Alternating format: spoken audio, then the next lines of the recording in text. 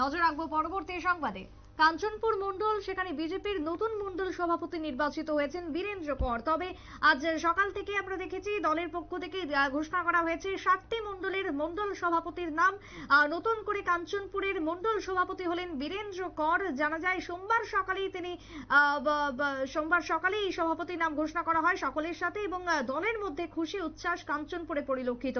কি বক্তব্য উঠে এসেছে নবনির্বাচিত সভাপতির, শুনুন।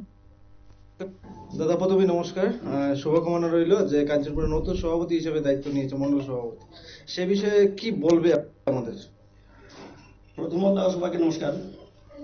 আজকে সদস্য থেকে আমি বলবো যে আমাদের প্রদেশ কমিটি থেকে কাঞ্চনমন্ডল দায়িত্ব দেওয়া হয়।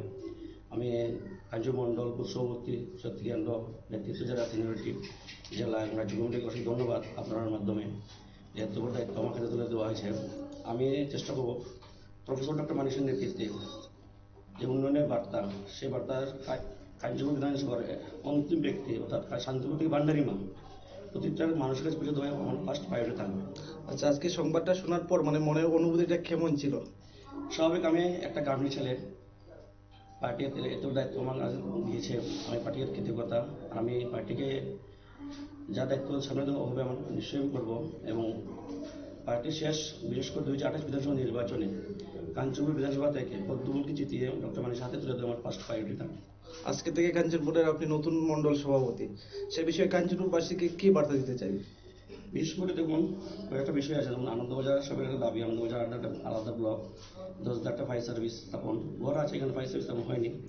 কাঞ্চন বাজার ট্রাফিক যে একটা সমস্যা, এটা নিয়ে একদম ফার্স্ট টাইম প্রায়োরিটি আমি দায়িত্ব আজকে পেয়েছি। আমি সবাই নিয়ে বসবো, সঙ্গে সঙ্গে বসবো, আমি মন্ত্রী মহোদয় টিঙ্কুরাদের সঙ্গে কথা বলবো, কি করা যায় এটা বিষয়টা আলোচনা করবো।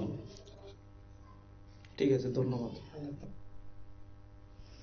শুনলেন মন্ডল নবনিযুক্ত কাঞ্চনপুরের মন্ডল সভাপতির বক্তব্য। এবং ইতিমধ্যেই কাঞ্চনপুর সহ গোটা রাজ্যের যে 7টি মন্ডল রয়েছে সেই 7টি মন্ডলের সভাপতি নাম আজকে ঘোষণা করা হয় প্রদেশ কার্যালয় থেকে, এবং এই নাম ঘোষণার পর দলীয় কর্মীরা উচ্ছ্বসিত। তবে সামনে যেহেতু রয়েছে ভিলেজ কাউন্সিল নির্বাচন এবং ভিলেজ কমিটির আগেই দলকে আরো একটু উজ্জীবিত করার প্রয়াস রয়েছে দলের, এবং মন্ডল স্তর থেকে শুরু করে বুথ স্তর থেকে শুরু করে গোটা দলকে রাজ্যে চাঙ্গা করার জন্য যে লক্ষ্য, সেই লক্ষ্যকে সামনে রেখে কাজ করে চলেছে বিজেপি। এবং সেই জায়গায় দাঁড়িয়ে আজকের এই নতুন মন্ডল সভাপতিদের নাম ঘোষণা।